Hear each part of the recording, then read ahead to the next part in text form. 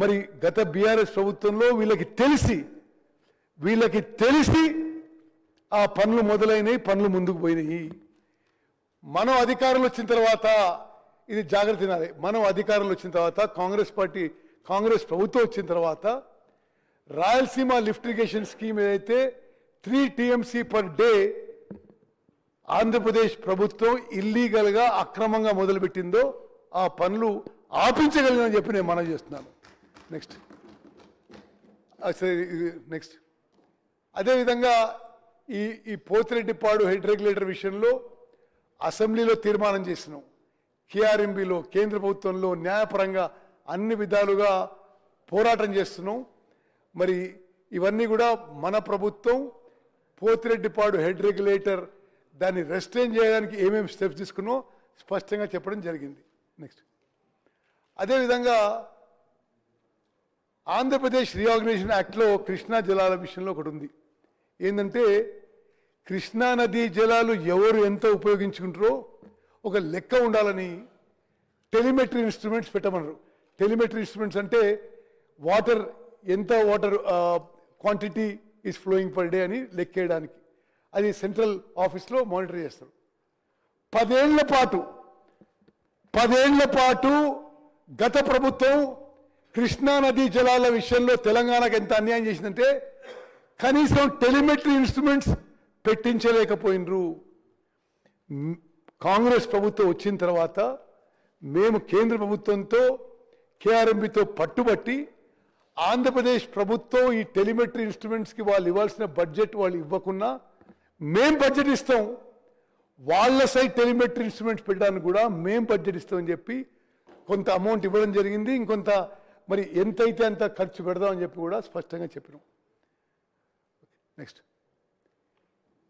అదేవిధంగా ఇప్పుడు మనం బీఆర్ఎస్ నాయకులు ఈ గోదావరి నదీ జలాలు అక్రమంగా తరలించే ప్రాజెక్టులు చేస్తే ఈ తెలంగాణలో కాంగ్రెస్ ప్రభుత్వం పెద్ద మనుషులు పట్టించుకోవడం లేదు, నిర్లక్ష్యమని రకరకాల ఆరోపణలు చేస్తున్నారు. స్పష్టంగా శాసనసభ రికార్డుగానే మనం చేస్తున్నా ఆనాడు వైఎస్ జగన్మోహన్ రెడ్డి గారు ఆంధ్రప్రదేశ్ ముఖ్యమంత్రిగా, కల్వకుంట్ల చంద్రశేఖరరావు గారు తెలంగాణ ముఖ్యమంత్రిగా పలు సమావేశాలు ప్రజాభవన్లో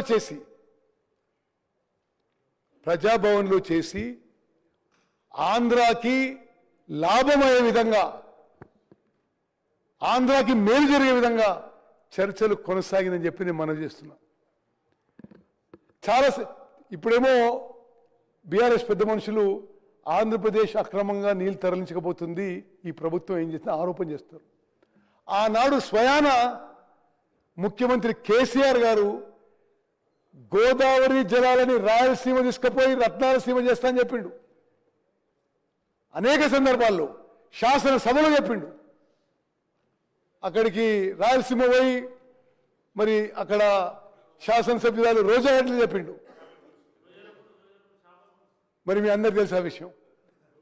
గోదావరి నదీ జలాల విషయంలో మన ప్రభుత్వం వచ్చిన తర్వాత కేంద్ర ప్రభుత్వంపై న్యాయపరంగా పోరాటం చేసి ఒక్క చుక్క నీళ్లు కూడా తెలంగాణకి రావాల్సిన విషయంలో తెలంగాణ నీటి హక్కుల్లో ఎక్కడా పోనీకుండా చేసింది మనమని చెప్పి నేను మనం చేస్తున్నాం.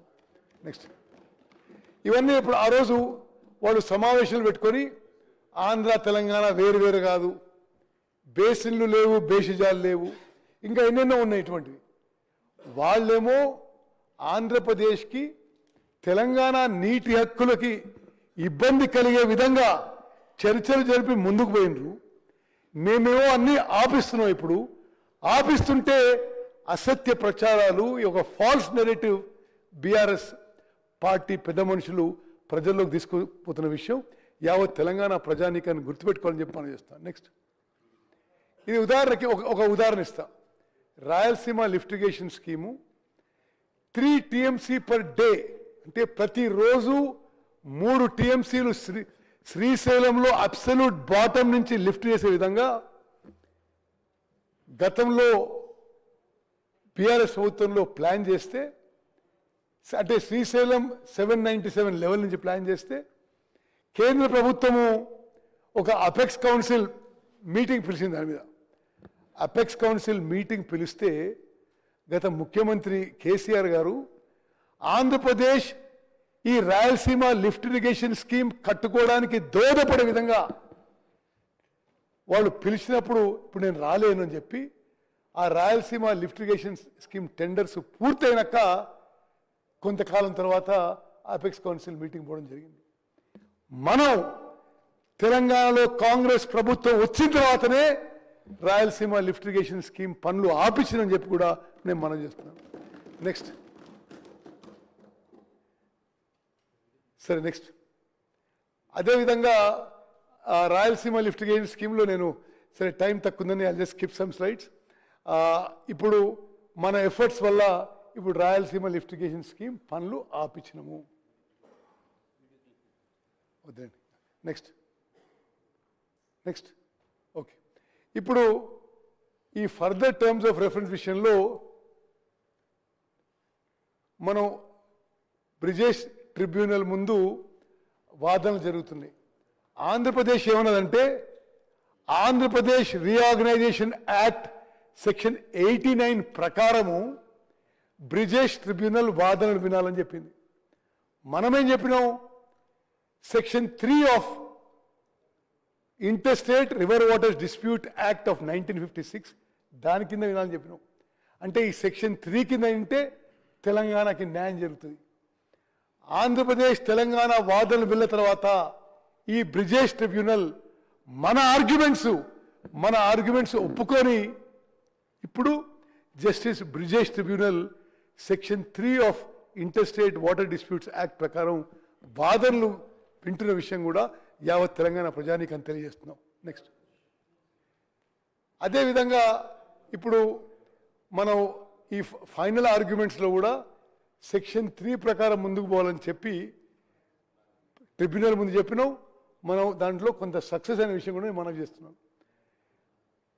మనం ఇప్పుడు ఈ బ్రిజేష్ ట్రిబ్యునల్ శాశ్వతంగా తరతరాలు కృష్ణా వాటర్ డివిజన్లో ఒక జడ్జిమెంట్ ఇవ్వబోతుంది. కొన్ని నెలల్లో కృష్ణా వాటర్స్ మొత్తం 75% డిపెండబిలిటీ మీద 65% మీద అవైలబుల్ వాటర్ ఇవ్వబోతుంది.